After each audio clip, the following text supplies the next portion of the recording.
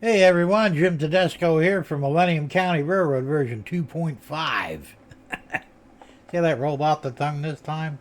It must mean I'm awake. Anyway, we got, you guessed it, another mail call. It's actually a multiple mail call. I got 3 packages, and we're going to open them up and see what's in them. So without any further ado, we'll start with the big one here from Amazon. Keep in mind that there's an awful large envelope for this tiny box of capacitors. And these are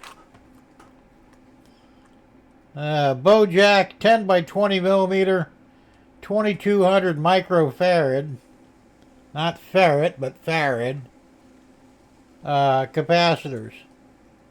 And they're rated at 16 volts.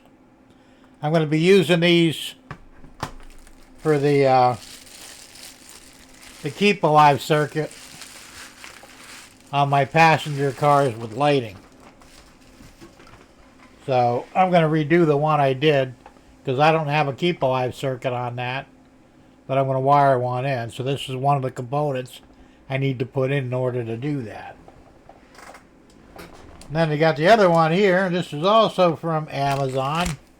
Funny how this is a little smaller, but once again, the package is tiny. And these are variable resistors. And these are, let's see, I think they're up to 200K. Yeah, 200 ohm variable resistors. And there's 25 of them in here. So, once again, these stuffs is really inexpensive, which is great because, you know. Now we got this big ass package here. Also, doesn't alright on a recyclable, just like a box. I don't know about that. And here we have. Oh, is there something else in there? Oh, a piece of ribbon.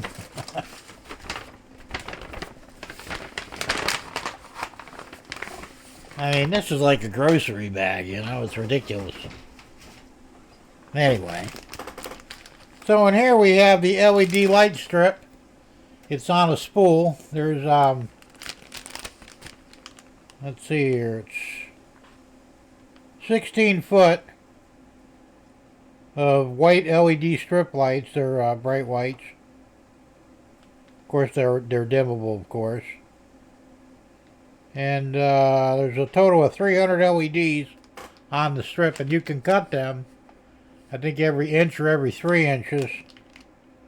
So there's enough here to do many, many lighting projects for either train cars or even lighting for buildings. Of course, in the buildings you don't need to keep a live circuit, but and these are 12 volts, so I don't have to fool around with buckboards or anything else. So, you know, this is the way to do it. And that, of course, is our mail call. And I do have the rectifiers. I bought a box of rectifiers about a year or so ago, so I got plenty of those. Now the rectifiers you put into light circuits so that it doesn't matter what the polarity is incoming, because the outgoing polarity is still positive and negative. That'll go on a light strip, so it doesn't matter what your polarity is on the track or the input, it'll still light up the LEDs. Because the way I've got it now is, if I turn my passenger car around, it doesn't light. Once I put the rectifier in there, it won't matter what direction it's on. Of course, DCC isn't really a polarized circuit, but I guess it must be to a point. Because like I said, the LEDs only work in one direction. So, that's how we're going to fix that problem. And I'll be doing a how-to video on the installation and the keep alive circuit. I did order another Athearn Amtrak passenger car. I thought they were 85 foot. Once again, I was incorrect. They're actually 72 foot long. So I thought they were kind of short for an 85, you know. But that's fine. They track well. And you know, the one I bought, I got it for $10. It's new old stock. And it looks like the day it was manufactured. I think these were manufactured in 1974, because you know, after in blue box. But the guy actually, I was bidding on another one. Well, actually, I put an offer on another one. The guy wanted $18 for it. I offered him 15, and he wouldn't take the 15. He wanted 17. Knocked the dollar off of it. I said, well, we're not going to play that game. If you want to sell stuff, you're going to have to be reasonably priced.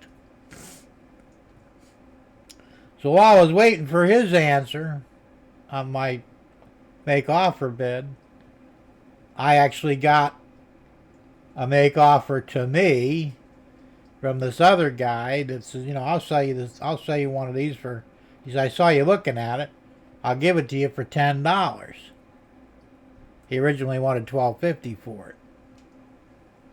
I said, sure, why not? So I went ahead and bought it. Now, there was a shipping fee on it. It was $8.50 for shipping, which still isn't bad. The other guy that wanted 18, he wanted $10.50 for shipping. Which, you know, and that's what a lot of these guys on eBay do. They'll put the price low, but then they'll bend you over on the shipping because it doesn't actually cost them that much. They're tacking it on so that it works out to where they're getting more for the product they're selling without you supposedly knowing it. It's an old trick. eBay doesn't do anything to stop them from doing it, because basically they can put any price for shipping that they want. And unless, I mean, I've seen guys that, you know, ship a $5 item for $50, you know, inside the country. I mean, I can see if it's out in China or somewhere else, Ireland or wherever, but no, right here in the country, in the USA, a $50 shipping fee on a product that's less than a pound. Yeah. You know, yeah, you got the product for a couple of bucks, you know, you're thinking, oh, I'm stealing this, right? But you're really not, because they're bending you over on the shipping. So it's a shell game, you know. But this is some of the things that, you know, people do. There are people out there who think they're so smart, and the rest of us are so stupid, and they always try and get away with this crap, and it's bullshit.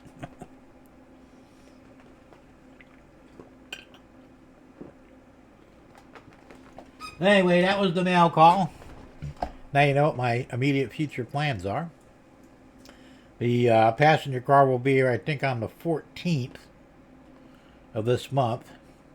It's coming all the way from Oregon. So, and he hasn't even dropped it in the mail yet. He got the he got the label for it, but hasn't actually given it to USPS yet. So hopefully he gives it to him soon.